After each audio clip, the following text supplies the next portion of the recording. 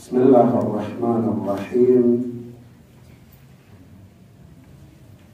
بسم الله كلمة المعتصمين ومقالة المتحرزين، وأعوذ بالله تعالى من جور الجاهلين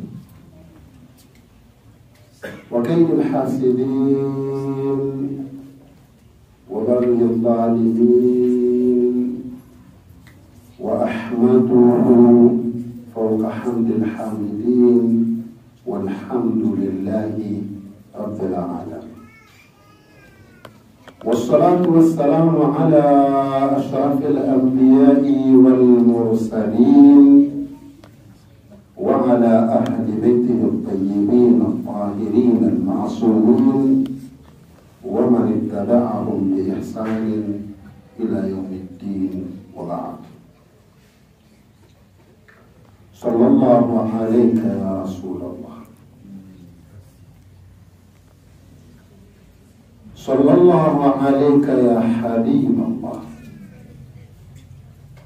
صلى الله عليك يا خاتم الأنبياء والمرسلين، صلى الله عليك يا أبا عبد الله، يا رحمة الله الواسعة، ويا باب نجاة الأمة. يا ليتنا ثم يا ليتنا كنا معكم فنفوز والله فوزا عظيما. إنا لله وإنا إليه راجعون. السلام عليكم ورحمة الله تعالى وبركاته.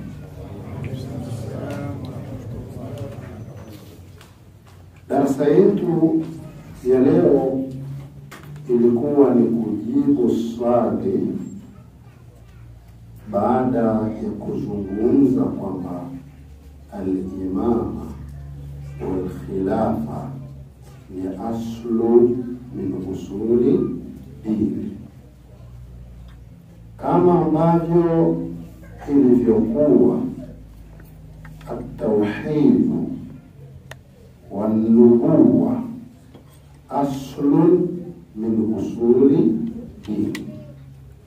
Na tukasema jana kwamba Mtume sallallahu alaihi wa alihi wasallam yalimpata yanampata, akaingia katika vita namna alivyoingia, vita vilivyofikia hatima mbaya kwa Uislamu. Wako masahaba waliokufa lakini walikuwa wakifia at-tauhidi, wapo masahaba walikufa lakini walikuwa wakifia an-nubuwa. Watakamfuni sallallahu alaihi wa alihi wasallam, watakaile la ilaha illa Allah isife, watakaile Muhammad Rasulullah isife, kama Mtume mwenyewe alivyoitumia. Mambo yako wazi katika historia na tarehe. Vilevile kukaja katika huu msingi wa al-imam, kama ambavyo Makuraishi na wasiokuwa Waislamu walikuwa wakipambana na Mtume sallallahu alaihi wa alihi wasallam. Mapambano yale hayakuwa isipokuwa ni misingi miwili, ilikuwa ni at-tauhid na ilikuwa an-nubuwa. Wakipambana kweli kweli, misingi isiwezi kusimama, na Mtume akapambana. Ndio maana leo sisi tunafakharisha na Uislamu. Sasa huu msingi wa tatu, al-imama,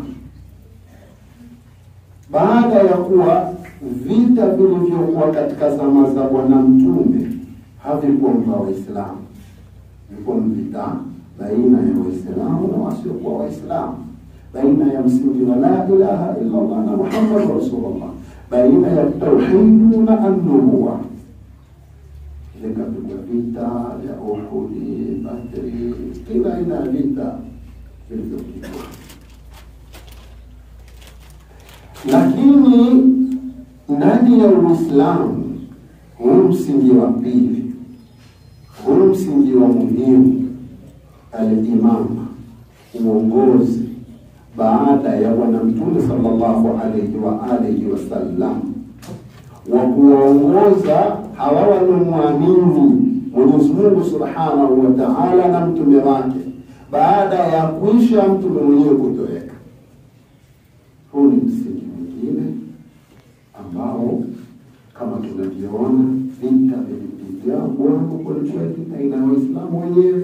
Tukazungumza jana kwa ishara, palipigwa vita baina ya Ali ibn Abi Talib na Muawiya, kwa Muawiya alikuwa tambua kwamba Ali ni khalifa, na hilo suala kwake yeye ni kuona sawa Ali ibn Abi Talib kwa nini awe khalifa, kwa nini siwe mimi.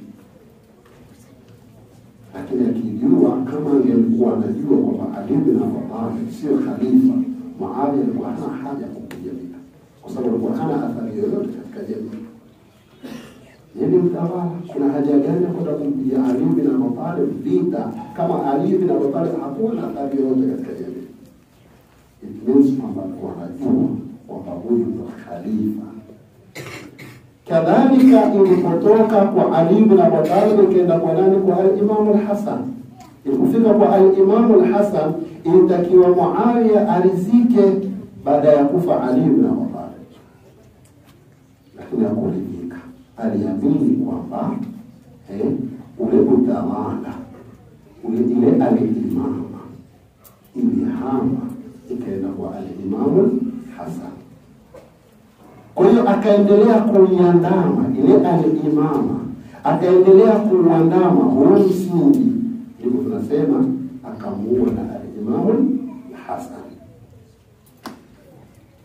Sasa alipomaliza ikawa hakuna wa kupambana na al-Imam al-Hussein baada ya kuondoka al-Imam al-Hasan. Lazima wakati huo kumbania goli muda wake ushakwisha.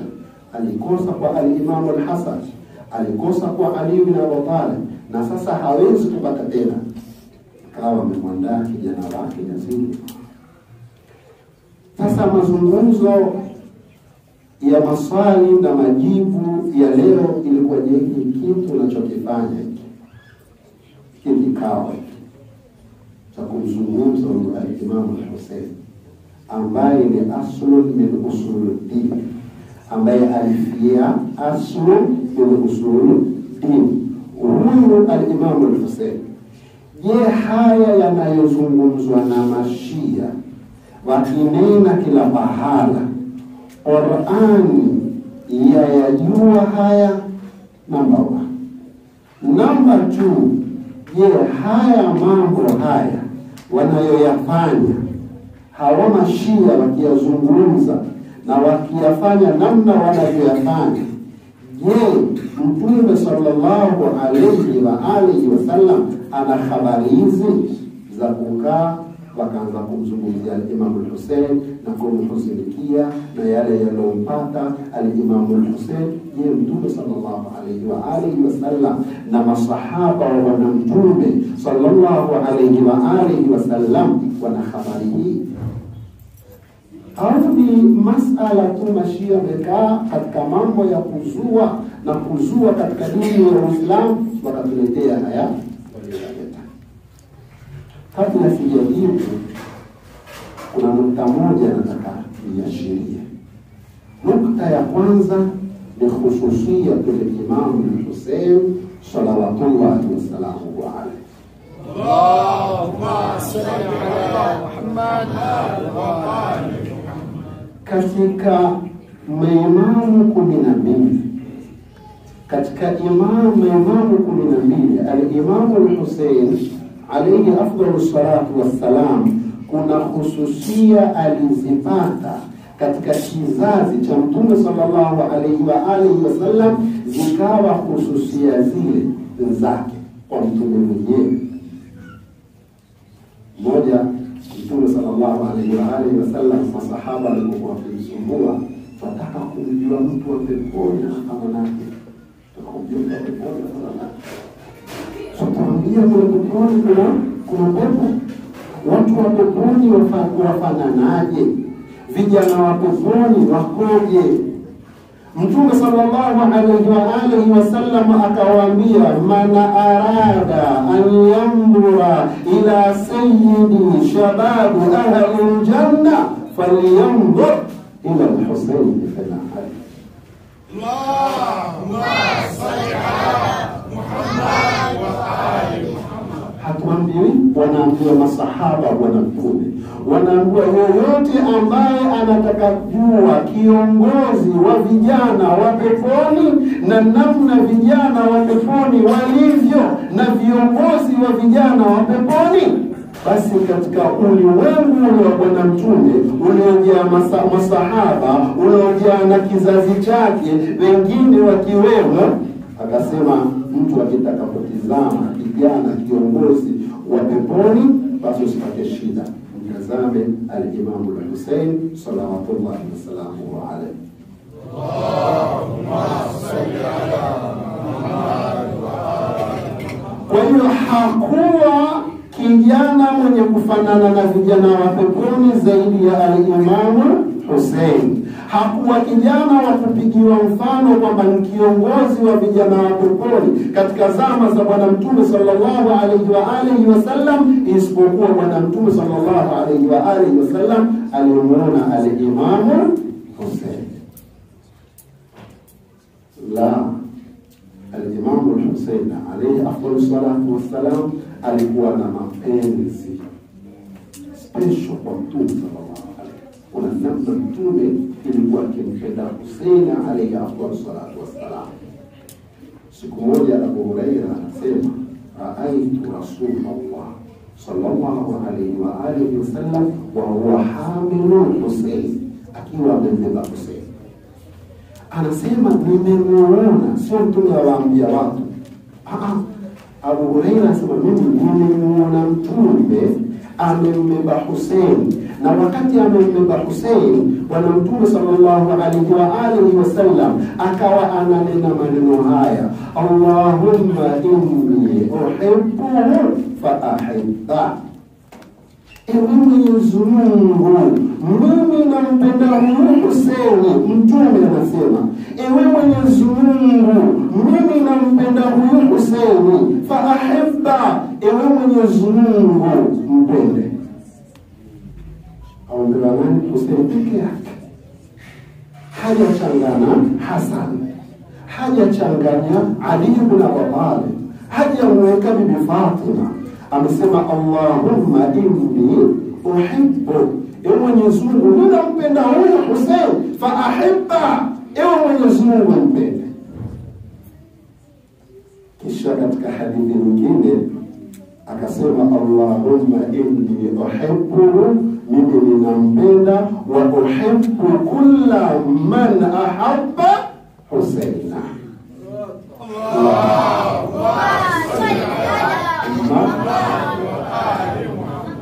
Akasema ewe Mwenyezi Mungu, mimi nampenda Hussein na nampenda kila anayempenda Hussein. Mtume anasema, ewe Mwenyezi Mungu, mimi nampenda Hussein na nampenda kila ambaye humpenda Hussein.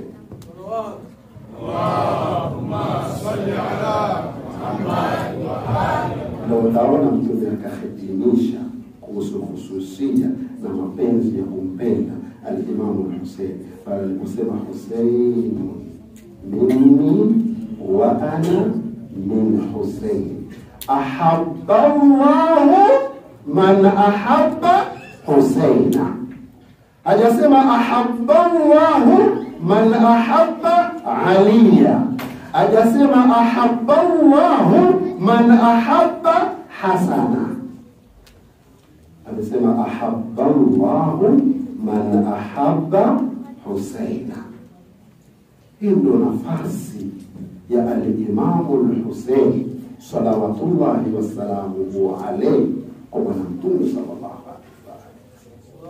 Allahumma salli ala Muhammad wa ali Muhammad. Sasa swali, Mtume alipomweka hivi al-Imam al-Husayn, namna alipomweka hivi mpaka aomba Mwenyezi Mungu ampende, kisha na sisi Bwana Mtume anatuambia kwamba Mwenyezi Mungu humpenda mja anayempenda Hussein.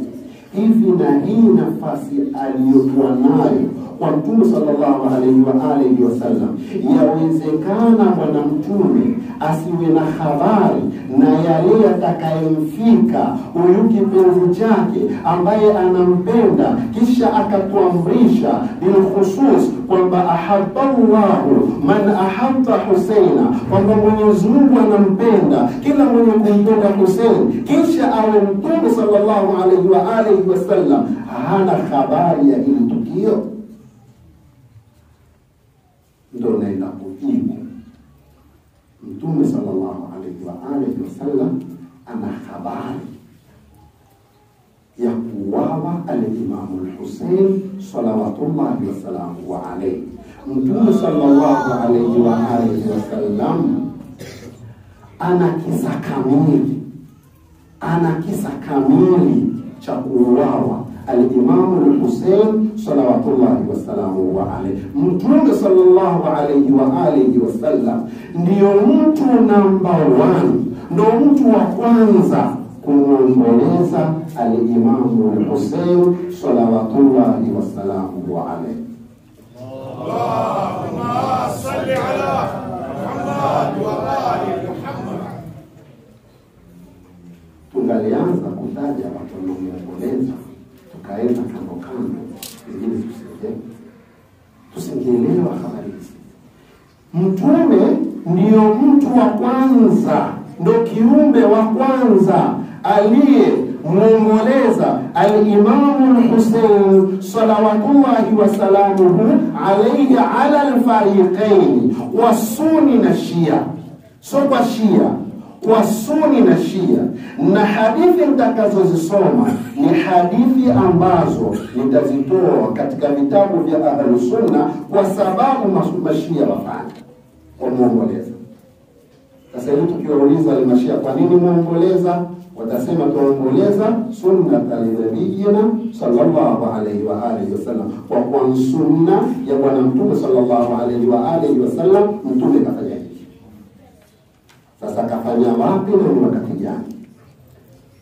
Kwanza imepokewa hadithi, tunaambiwa awat Salama amepokea mke. Hatujaanza kwenda mbali, ndio tukachukua story za barabarani. Mtume kamuomboleza, lakini zikaanza wapi? Zilianzia barabarani. Sasa story ya Mtume sallallahu alaihi wasallam kumuomboleza al-Imam al-Hussein ni story iliyoanzia katika nyumba ya Bwana Mtume sallallahu alaihi wasallam. Kwa lugha nyingine, msiba wa al-Imam al-Hussein salawatullahi wasalamu alayhi kabla ya kuwa sehemu yoyote ulikuwa katika nyumba ya Bwana Mtume. Ndio Salama mke wa Bwana Mtume sallallahu alaihi wasallam anasema kana an-nabiy sallallahu alaihi wasallam jalisa dhata yawmin fi baiti. Salama anasema ilikuwa siku moja Mtume sallallahu alaihi wasallam, namna msiba huu uliotokea, ilikuwa siku moja Mtume sallallahu alaihi wasallam amekaa katika nyumba yangu. Maana yake Mtume alikuwa na nyumba nyingi, ilikuwa aweza kwenda kukaa kwa nyumba ya mkewe mwingine. Lakini Salama nataka kusema kwamba msiba huu umetokea katika nyumba yangu, kwa sababu Mtume sallallahu alaihi wasallam wakati msiba huu waletwa alikuwa katika nyumba yangu. Salama anasema ilikuwaje? Salama akasema faqala an-nabiy sallallahu alaihi wasallam, Mtume akamwambia Salama, la yadkhulanna alayya ahad, leo sitaki mtu yoyote aingie nyumbani kwangu. Anamwachia nani? Maagizo Salama, ambaye mke wangu siku ya leo na mnavyojihisi na mna wasiwasi na namna mnavyohisi leo, nyumbani kwangu asiingie mtu. Salama akatoka akakaa mlangoni ili afuate maagizo ya nani? Ya Mtume sallallahu alaihi wasallam. Asiingie mtu kwenye nyumba ya bwana Mtume. Mtume atakapokaa peke yake, atakaokuwa ndani ya nyumba awe peke yake.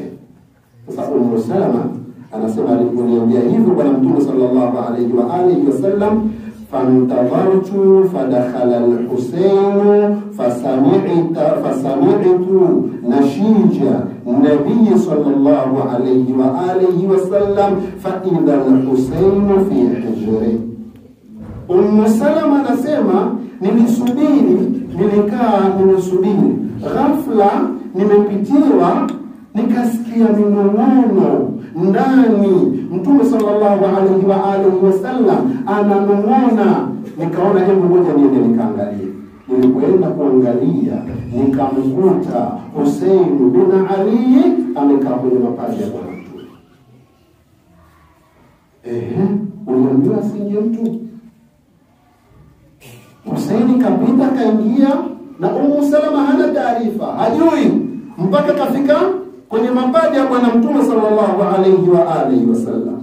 Basi Ummu Salama anasema nikamuona Mtume sallallahu alaihi wasallam yamsahu ra'sahu wa huwa yabki. Anasema nikamuona bwana Mtume anamfuta al-Imamu al-Husayn alayhi salam, anamfuta kichwani kwake, anamfuta kichwa, na huko Mtume sallallahu alaihi wasallam analia. Anafanyaje? Sawa, analia, sio mfuta kichwa tu. Huyu ni mke Mtume. Anasema nimemuona bwana Mtume anamfuta kichwa al-Imamu al-Husayn alayhi salam, na huko Mtume analia, wa huwa yabki, analia. Ummu Salama anasema tukio likanishangaza. Akajua kwamba itakuwa Mtume analia, kwa nini nimemwacha mtu kaingia? Kinachomuuliza Mtume ni huyu al-Imamu al-Husayn kupita akaenda kukaa katika mapaja ya nani? Ya bwana Mtume. Na Mtume amesema asiingie mtu yoyote. Kwa hiyo Mtume labda kinamuuma na kinamliza, kwa nini Ummu Salama, kwa nini mke wangu kashindwa kukontrol mazingira ya nyumba, na nimesema asiingie mtu, mpaka akaja kuingia al-Imamu al-Husayn. Akaenda tatizo. Akafanyaje Ummu Salama? Ummu Salama anasema faqultu la, nikamwambia bwana Mtume, wallahi ma alimtu hatta dakhala. Usilie Mtume, usilie, mimi sijajua mpaka anaingia. Lau ningelijua anakuja ningemzuia, lakini sikujua. Ni ghafla nimeshangaa nimemkuta ndani. Kwa hiyo usilie ya Rasulullah, mimi sikujua, nimepitikiwa na jambo hili, mpaka akaingia. Wasiwasi wa nani? Wa Ummu Salama, kwamba kumje kwa al-Imamu al-Husayn ndio sababu ya bwana Mtume kufanyaje? Kulia. Mtume sallallahu alaihi wasallam akamwambia Ummu Salama, na Ummu Salama anasema faqala li, Mtume sallallahu alaihi wasallam akaniambia mimi Ummu Salama, inna Jibraila kana ma'ana fil baiti. Akamwambia hakika Jibril alikuwa nasi hapa katika nyumba. Faqala, akaniuliza mimi Jibril, atuhibbuhu, ewe Mtume Muhammadi, wampenda huyu Hussein? Swali Jibril, tulikuwa na Jibril tumeketi, usilie. Anamwadisia tukio, usilie. Tulikuwa tumeketi sisi na Jibril. Jibril ndo kaanza kuniletea mambo, kaniletea jambo zito. Ananiuliza kuhusu al-Imamu al-Husayn, ananiuliza atuhibbu? Jibril anamuuliza Mtume sallallahu alaihi wasallam. Mtume sallallahu alaihi wasallam anasema faqultu, anamwambia Ummu Salama, nikamwambia Jibril, naam, ndio.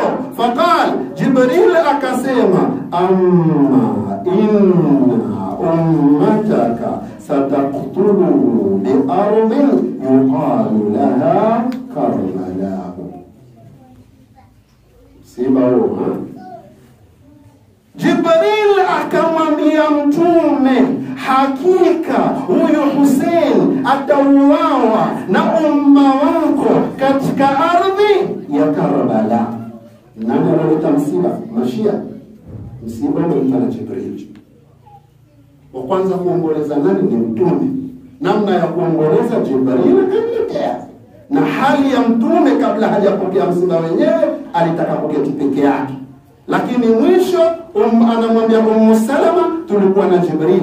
Na Jibril akaja akaniuliza, wampenda? Nikamwambia ndio nampenda. Kisha akaniambia, mwanao huyu al-Imam al-Hussein, umma wako, sio umma mwingine, sio Makuraishi, sio makafiri, sio wasoko wa Uislamu, umma wako watakuja kuua katika ardhi inayoitwa Karbala. Haya, Mtume atakinai vipi? Atatosheka vipi? Hakuanza kulia alipoambiwa. Jibril alayhi salam akasababisha msiba na huzuni, kuhuzunikiwa al-Imam al-Hussein kwa kumwambia Mtume, kwa kumfanyia Mtume sallallahu alaihi wa alihi wasallam tukio hili. Fatanawala Jibril min tuwadiha faarahu an-nabiyya sallallahu alaihi wa alihi wasallam. Hicho ndo kilichomliza nani? Mtume. Bali Jibril hakuja kumletea msiba mkavu. Jibril alikuja na udongo. Ikiwa Mtume anataka kujua msiba utakapotokea, ardhi gani, pahala ni wapi, na udongo ukoje, akaletewa udongo na Jibril alayhi salam katika nini? Katika nyumba. Udongo umetolewa katika ardhi ya Karbala. Alitoa Mtume alitoa na nani? Alitoa na mtu, sio sahaba. Alitoa na Jibril alayhi salam. Jibril mwenyewe. Jibril alipoleta udongo, basi anamwambia Ummu Salama, hicho ndio kilichoniliza. Akawa mtu wa kwanza kumlilia al-Imam al-Hussein alayhi salam, na mtu wa kwanza kumzungumza al-Imam al-Hussein alayhi salam wa kwanza nani? Jibril alayhi salam. Ndio alikuwa anajua kabla ya Mtume kujua. Lakini Jibril hakupokea kalia, hajalia malaika kafikisha ujumbe. Aliwapili kupokea tukio la Karbala. Wa baada ya Jibril, wa pili kupokea tukio la Karbala akawa ni Mtume mwenyewe. Mtume akaletewa na Jibril tukio la Karbala. Kisha alipoleta tukio la Karbala, wa kwanza kumlilia al-Imam al-Hussein salawatullahi wa salamuhu alayhi akawa ni Mtume sallallahu alayhi wa alihi wasallam. Ndiye wa kwanza kumlilia Mtume sallallahu kumlilia al-Imam al-Hussein salawatullahi wa salamuhu alayhi.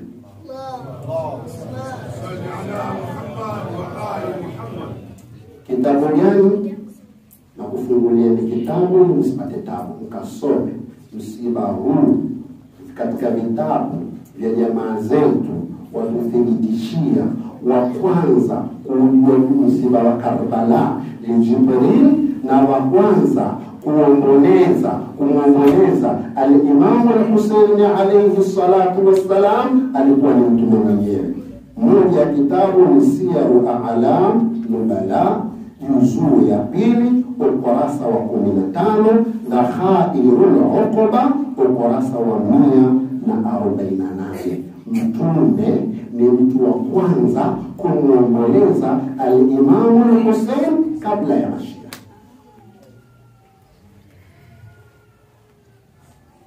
Nyumba pengine mmoja tu, pengine ni kisa tu kimemkuta Mtume mara moja.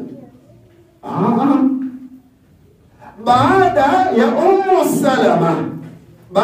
Ummu Salama, mwingine katika mke wa Mtume sallallahu alayhi wa alihi wasallam ambaye ni Bibi Aisha. Bibi Aisha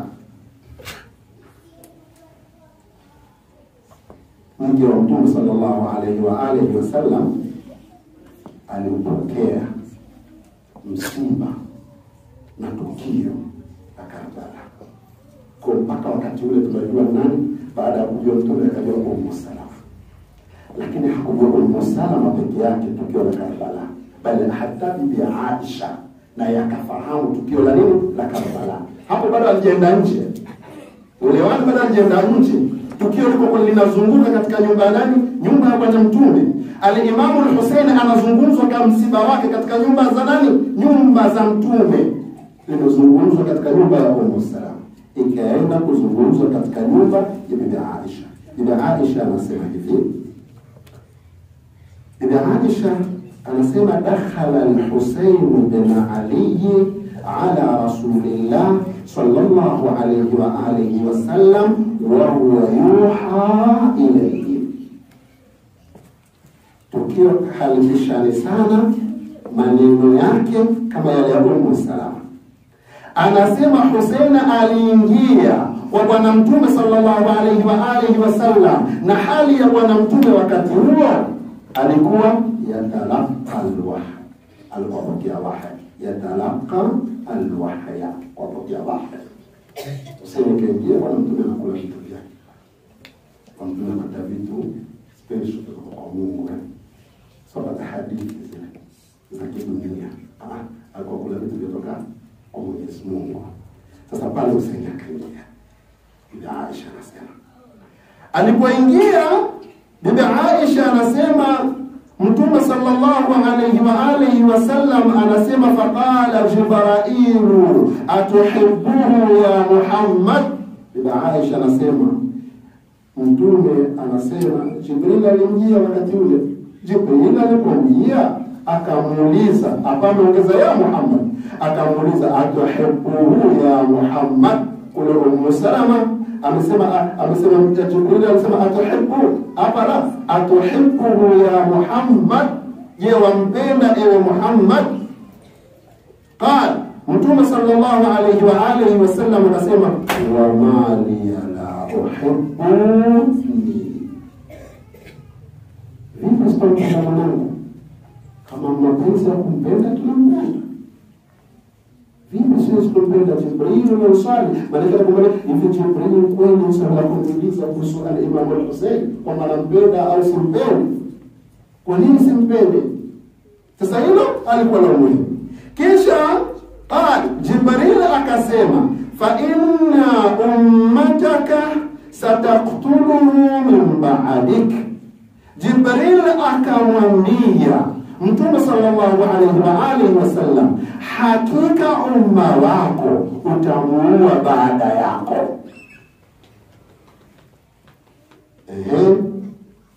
Bibi Aisha akaendelea kusema alipoambiwa Bwana Mtume sallallahu alayhi wa alihi wasallam umma wako utamuua, famadda Jibril faatahu biturbati bayda, bal Jibril akampa Bwana Mtume udongo mweupe, faqala fi hadhihi al-ardi, akamwambia katika ardhi hii, yuqtalu bunuka hadha, atauawa mtoto wako huyu, wasuha tafu, na ardhi hii inaitwa Tafu. Falamma dhahaba Jibril min indi Rasulillah, Jibril alipoondoka nyumbani kwa Mtume sallallahu alayhi wa alihi wasallam, Bibi Aisha anasema tukamkuta aturba fi yadi Rasulillah, mimi nikaona udongo imekuta uko katika mkono wa Bwana Mtume.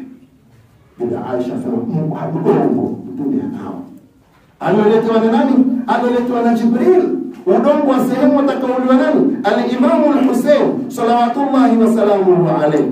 Kisha anasema wa huwa yabki. Ilipomwona na ule udongo, na mwana Mtume akashikilia udongo, wa huwa yabki, akiwa katika udongo wa Jibril, sehemu atakauliwa al-Imam al-Hussein. Kisha Mtume analia au kwa kutazama ule udongo. Bibi Aisha Anasema baada ya bwana mtume kuwa na ule udongo, faqal, akaniambia mimi, ya Aisha, ewe Aisha, inna Jibraila, hakika Jibril, akhbarani anna ibn Husaina, ameniambia kwamba mwanangu huyu Husain maqtulun fi ardhi Taffi, atauawa katika ardhi Taffi, wa anna ummati satuftanu ba'di, na hii ni kwa kuwa umma wangu utafitinishwa baada yangu. Watu hawatotaka kukubali kwamba inni tarikum fikum thaqalaini, watu hawatokamatana kwamba mimi nimekuachieni vizito viwili, patapigwa fitna hapo. Vile vizito viwili nilivyoviacha mimi mtume litapigwa fitna hapo. Basi hivyo vizito viwili, hao wenye kusimama na hicho kizito kimoja Qur'ani, hao ambao nimewacha wasimame sehemu nilokuwa nikisimama mimi mtume, patapigwa fitna, watauawa, na miongoni mwake atauawa katika ardhi ya Karbala. Sasa msiba first time unatoka nje. Sasa tazama mambo yalivyotoka. Ili swali linye, tushajua kwamba tukio la Karbala ni tukio limeletwa na nani? Na Jibril alayhi salam. Wa kwanza kuomboleza ni Mtume sallallahu alayhi wa alihi wasallam. Walikuwa na elimu nalo ni nyumba mbili za bwana mtume, nyumba ya Ummu Salama na nyumba ya Bibi Aisha. Maana yake msiba ule ulikuwa katika nyumba hizi. Sasa je, sawa, masahaba wa mtume sallallahu alayhi wa alihi wasallam wajua kwamba mtume alishawahi kumuomboleza al-Imam al-Hussein na kumlilia? Sasa Ummu Salama asema alifanya, Bibi Aisha asema alifanya. Sasa wale masahaba wa mtume wale walifuata mtume na wao, je, wajua kwamba bwana mtume sallallahu alayhi wa alihi wasallam alishawahi kumuomboleza al-Imam al-Hussein kwa tukio aliloletewa na Jibril alayhi salam? Walijua. Walijuaje? Walijua kutokea katika nyumba ya Bibi Aisha. Ilikuwaje?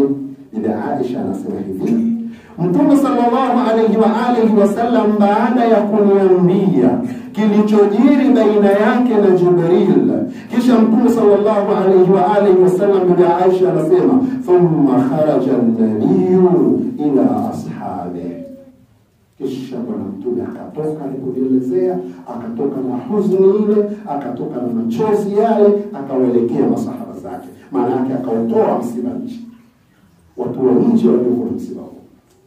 Tena sio kwa masahaba wote, sio kwa masahaba wote. Tizama ulielekea kwa nani msiba? Bibi Aisha anasema msiba ulielekea, uliwakuta watu hawa, anasema wafihim aliyu. Kwa hiyo hata tukio latokea, baba yake na al-Imam al-Hussein ahajui. Alijua wakati gani? Alijua wakati msiba watoka katika nyumba ya Bibi Aisha waelekea kwa masahaba, waenda kuelezwa tukio. Sasa miongoni mwa masahaba waliokuwepo tunaambiwa Bibi Aisha anasema Aliyun, alikuwa Ali alayhi salam, wa Abu Bakr, na Abu Bakar alikuwepo, wa Umar, na Umar alikuwepo, wa Hudhaifa, na Hudhaifa alikuwepo, wa Ammar, na Ammar alikuwepo, wa Abu Dharr, na Abu Dharr alikuwepo. Wanapelekewa msiba wa yabeki, wanamtunda kiwanalia. Ukimuuliza Abu Bakar, je, mtume kamlilia al-Imam al-Hussein? Abu Bakar asema mtume kamlilia al-Imam al-Hussein kwa msiba umetoka katika nyumba ya Bibi Aisha. Bwana mtume mwenyewe katuletea msiba katika macho yetu, tena tuletea msiba akiwa analia. Kwa hiyo mimi Abu Bakar nimemuona mtume akimlilia Hussein, mimi Ali nimemuona mtume akimlilia Hussein, mimi Hudhaifa nimemuona mtume akimlilia Hussein, mimi Ammar nimemuona mtume akimlilia Hussein, mimi Abu Dharr nimemuona mtume akimlilia Hussein. Hivi zaidi ya Ali Abu Bakar, Umar, Hudhaifa, Abu Dhar, wale 8 walipokea msiba. Hawa walipokea msiba. Tena hawakupokea msiba kama kisa. Wanasema Mtume anatuhadithia, atujia na msiba, atuelezea wa huwa yabki, huku analia. Faqaluna, hawa masahaba wakamwambia, hiki kilio sio cha bure. Masahaba wakamwambiaje? Wakamwambia, ya Rasulullah, ewe Mtume wa Mwenyezi Mungu, ma yabkika. Safiki cha msiba. Analia. Katoka kwa Aisha, Mtume analia, kuja tu analia, kuja Abu Bakar analia, kuja Umar analia. Kwa jamaa wakamwambia, Mtume taratibu. Nini kinakuuliza? Majibu ya Mtume sallallahu alayhi wasallam, akawajibu masahaba zake, akiwemo Ali, akiwemo Abu Bakar, akiwemo Umar, akiwemo Hudhaifa, akiwemo Ammar, akiwemo Abu Dhari. Akawajibu akasema, akhbarani Jibril ameniambia anna ibn al-Husayn, kwamba mwanangu Husayn yuqtalu ba'di, atauawa baada yangu, bi ardhi Taffi, katika ardhi Taffi, wajaani bi hadhihi turba.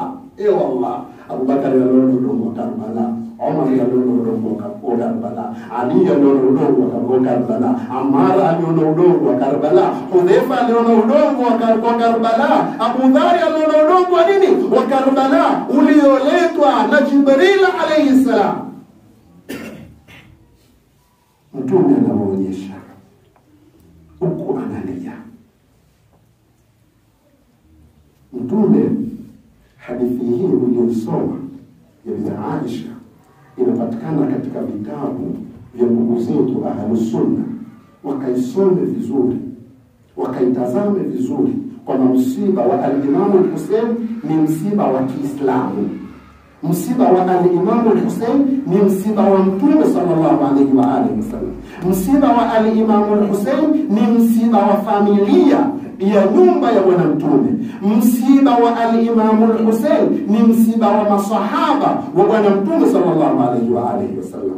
Wakatazame katika kitabu Kanzul Ummali, juzuu ya 5, ukurasa wa 106. Lakini kikiwa kitabu ukipata, basi natoa kitabu hiki rahisi, Al-Mu'jamul Kabir li-Tabarani, juzuu ya 3, ukurasa wa 106. Katazame sawa sawa kwamba msiba huu sio propaganda. Msiba huu sio bid'a, sio uzushi. Ni suala ambalo limo katika ulimwengu wa Kiislamu.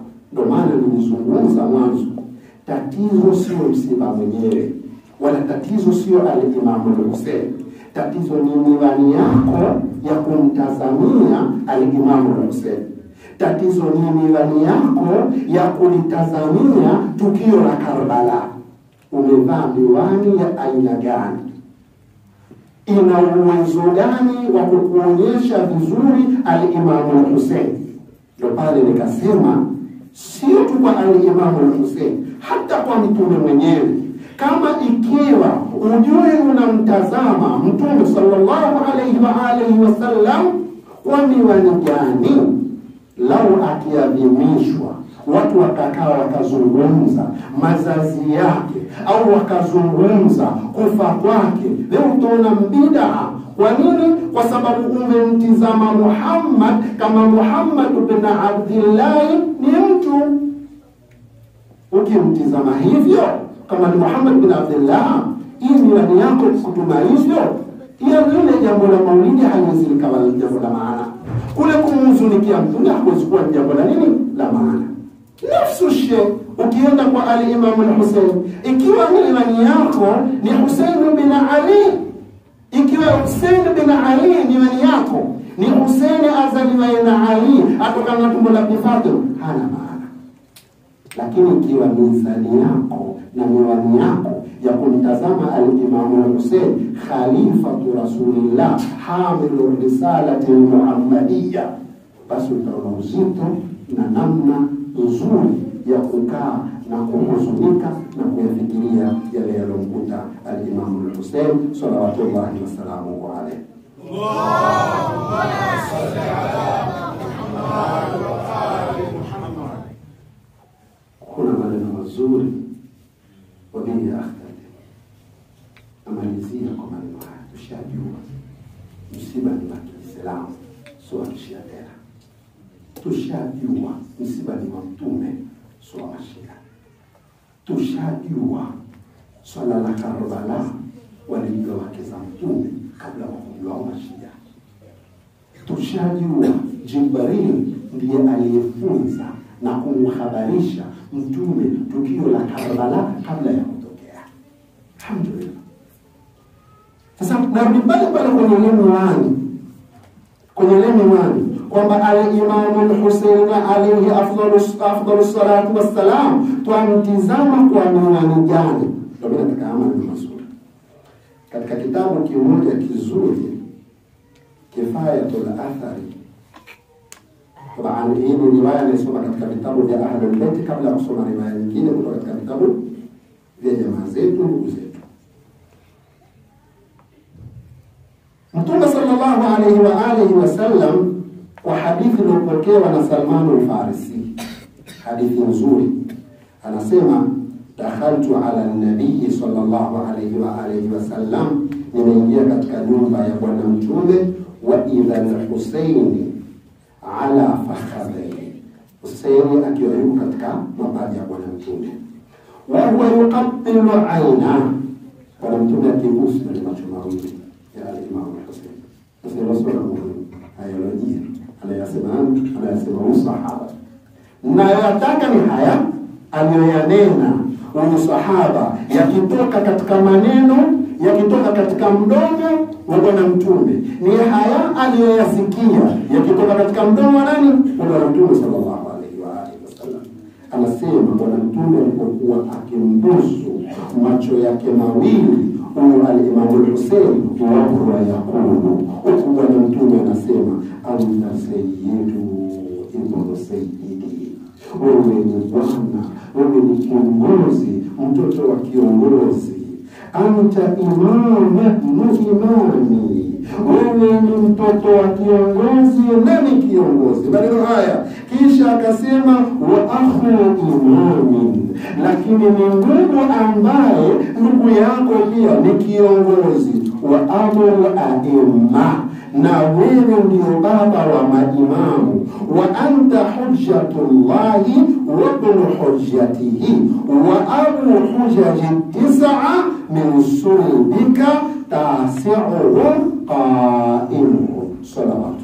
Allahumma salli ala Muhammad wa ali Muhammad. Anasema nimemsikia Mtume akitoa maneno kwa mdomo wake, anasema al-Imam al-Hussein ni kiongozi, mtoto wa kiongozi, ndugu yake ni kiongozi. Lakini haitoshi kwamba yeye ni kiongozi wa viongozi 9 ambao wanatokana na mgongo wake, viongozi 9 katika ulimwengu wa ardhi, katika ulimwengu wa Kiislamu, waitwa viongozi wa Kiislamu 9 watatoka katika mgongo wa nani? Wa al-Imam al-Hussein. Aidha salawatu. Allahumma salli ala Muhammad wa ali Muhammad. Shekhe, viongozi 9 toka katika mgongo wako 9. Ndio pale tusoma Allahumma bihaqqi Muhammadin wa anta mahmud, wa bihaqqi Ali wa anta a'la, wa bihaqqi Fatima wa anta fatiru samawati wal ard, wa bihaqqi Hasan wa anta muhsin, wa bihaqqi Husayn wa anta qadimul ihsan, wa bihaqqi 9 al-ma'sumin من ذرية الإمام الحسين. minhaju sunna katika vitabu vya jamaa zetu. Minhaju sunna amepokea hadithi kiufupi sana. Anasema qala Rasulullah sallallahu alayhi wa alihi wasallam, amesema Mtume sallallahu alayhi wa alihi wasallam, hadha yaani al-Husayn, akiwa anamkusudia al-Imam al-Husayn. Amesemaje? Amesema imamu ibn imamin, kiongozi mtoto wa kiongozi, abu a'immati 9, baba wa viongozi nyuma yake 9. Katazama katika kitabu gani? Katazama katika kitabu Minhaju Sunna, juzu ya 4, ukurasa wa 21. Huyo ndo al-Imam al-Husayn. Wapi utaenda kumkataa? Wapi utaenda kumkataa? Wapi utaenda kutengana naye al-Imam al-Husayn salawatullahi wasalamu alayhi? Allahumma salli ala Muhammad wa ali Muhammad. Kwa hiyo ndugu zangu, nimejaribu kujibu masala yangu ambayo niliyopangiwa katika mada zangu mbili. Kwanza kuzungumza kwa al-Imam al-Husayn alikuwa mjanizi kwa kujania msingi katika misingi ya Kiislamu, na kilichomuondoa ni huo msingi, na tofauti yake na maimamu wengine pia kitu cha ziada kuongezeni tofauti ya al-Imam al-Husayn na viongozi wengine wa Ahlul Bayt alayhi wasallam, kwamba al-Imam al-Husayn alayhi afdalus salatu wassalam, suala lake lilikuwa lina azma baina ya kubaki Uislamu uliowekwa na Mtume sallallahu alaihi wa alihi wasallam, baina ya kusimamisha ile misingi iliyoachwa na Mtume sallallahu alaihi wa alihi wasallam, au ifie katika mikono yake. Kuna wakati mgumu kama huu, kuna wakati mgumu kama huu. Yani wewe ndo mtu wa mwisho, yaachwa khayari kwako, imma Uislamu na misingi ya Kiislamu na kazi yote ya Bwana Mtume iliyofanywa, imma ife katika mikono yako au usimame isife. Khayari yako. Ukielewa haya ndio utaelewa nini maana ya Bwana Mtume aliposema Husayn minni. Kwa nini? Kwa sababu Mtume alisimamia aliyoyasimamia. Kisha nani ataenda kuyasimamia yasife? Kisha nani atayanusuru yale yasiangamie? Kisha nani atakuwa ndongao? Nani atailinda hii dini? Ndio al-Imam al-Husayn alayhi afdalus salatu wassalam. Mtasikia katika maneno yake wakati yaulizwa na atengeneza na wafahamisha sababu ni kutoka kwake, akawaambia, jamani, mimi sitoki kwenda kutafuta shari, wala sitoki kwenda kutengeneza uadui, wala sitoki kwa ili ya kwenda kufanya mambo ambayo yanaweza kupelekea mambo mabaya katika Uislamu, bali ninatoka kwa ajili ya kupita katika njia aliyopita Mtume sallallahu alayhi wa alihi wasallam, njia aliyopita Ali bin Abi Talib, kwa ajili ya kwenda kuitengeneza na kuisimamisha vizuri dini ya babu yangu. Sallu ala Muhammad wa ali Muhammad. Allahumma salli ala Muhammad wa ali Muhammad. Muda tumepunjwa, lakini lao nilikuwa muda hatujapunjwa, tungeliona je, al-Imam al-Husayn ni kweli aliweza kusimamia ile ikatuni na ikabaki ile misingi, ingekuwa darasa nzuri sana. Lakini kwa haya machache, Allahu ma'arina al-haqqa haqqa warzuqna ittiba'a wa arina al-batila batilan warzuqna ijtinaba. Allahumma inna narghabu ilayka fi dawlatin karima tu'izzu biha al-islam wa ahla wa tudillu biha an-nifaqa wa ahla وأهله، وتجعلنا فيها من الدعاة إلى طاعتك والقادة إلى سبيلك، وترزقنا بها كرامة الدنيا والآخرة. اللهم بما عرفتنا من الحق فحملنا، وما قصرنا عنه فبلغنا، بفضل سبحانك رب العزة عما يصفون، والسلام على المرسلين والحمد